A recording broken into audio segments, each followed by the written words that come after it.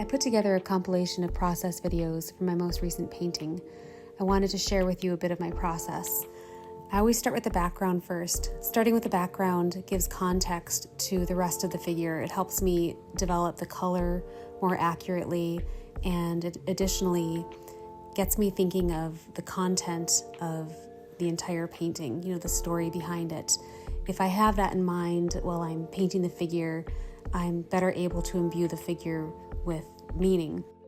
You can see the figure has just one simple layer of color that is called the abache, and it lays down that foundation for subsequent layers.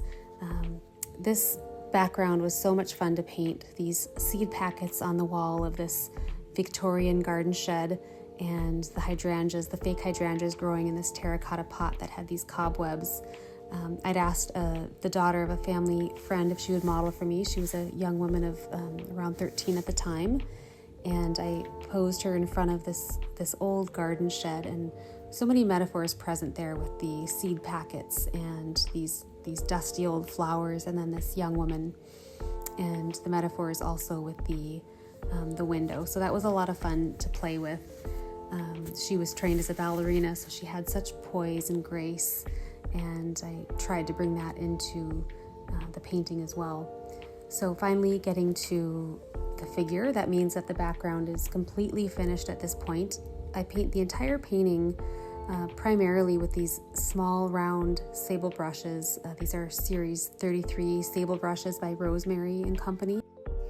I paint the figure and any figure painting elements like the background, etc., primarily with lead white. This gives the figure the flesh tones luminosity, as lead white is semi-opaque, unlike titanium white, which is much more opaque.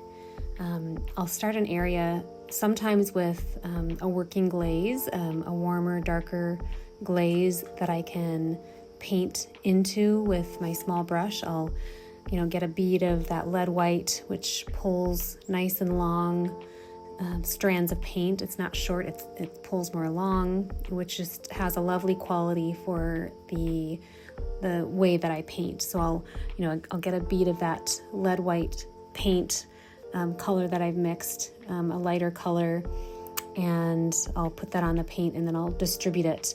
You can see me doing that in this section of the hand. I don't have too much paint on the brush, but I like to work wet into wet. So, either I'll put down just some linseed oil so the surface is, just has that glide. But typically I have colors, any area that I'm working on, there is wet paint everywhere. So I'm working those colors together. Again, typically a darker glaze that I work the light glaze into, and then they blend themselves. And I always keep my lights with more of an impasto than the darks. I'm trying to keep the darks more transparent, and the lighter the area, the more opacity I have, the more impasto, I should say, and opacity that I have in that area. This was a lot of fun, just these very subtle undulations of color and temperature and form, of the hand. Zooming out here, you can get a better look, and still working on that fabric.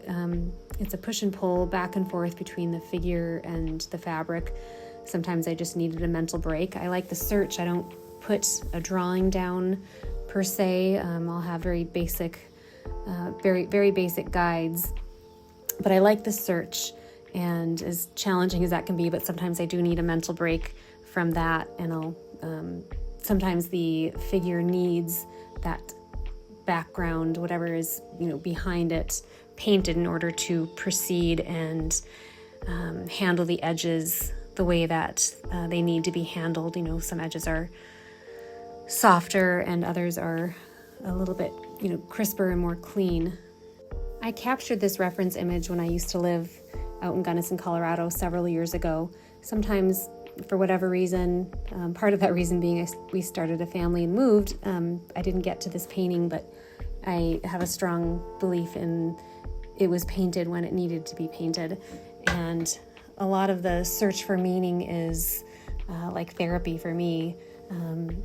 painting reveals to me things in my own life, lessons I need to learn in my own life that I can then share with others through, the visual imagery.